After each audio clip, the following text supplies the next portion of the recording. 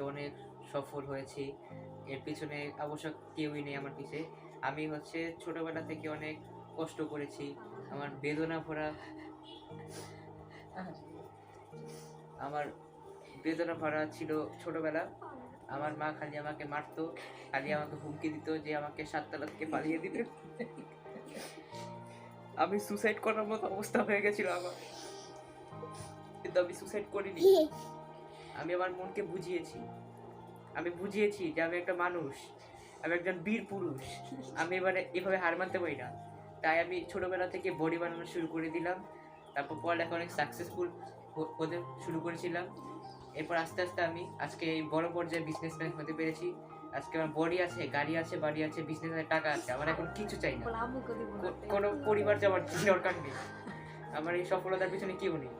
তাই এই সব কিছু আমি ভোগ করবো। আর আজকে আমাকে এই টক শোতে আনার জন্য ধন্যবাদ।